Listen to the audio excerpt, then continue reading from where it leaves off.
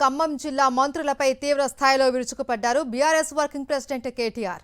ఏడాదిగా పేలని బాంబులతో మంత్రి పొంగులేటి పేరు కాస్త బాంబులేటిగా మారిపోయింది అన్నారు. మరో మంత్రి కమిషన్లు తీసుకోవడంలో బిజీగా ఉన్నారు అన్నారు.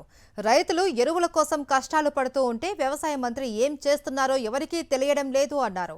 రాష్ట్రంలో కాంగ్రెస్ పార్టీ అరాచకం సృష్టిస్తోంది అని మండిపడ్డారు కేటీఆర్.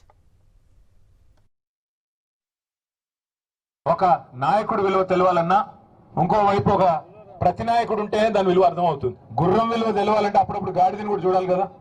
ఇవాళ అందుకే కాంగ్రెస్ అనే గాడిద ఇవాళ తెలంగాణలో సృష్టిస్తున్న అరాచకం చూసి మరి రైతులు గుండెలు బాదుకుంటా ఉన్నారు. మీ జిల్లాలో ముగ్గురు మంత్రులు ముగ్గురు మునగాలలాగా పోగులు కొడుతూ తిరుగుతూ ఉంటారు. ఒక ఆయన బాంబులను తిరుగుతున్నారు. బాంబులు పోయిన దీపావళి కన్నాడు ఇప్పటిదాకా పేలట్లేదు.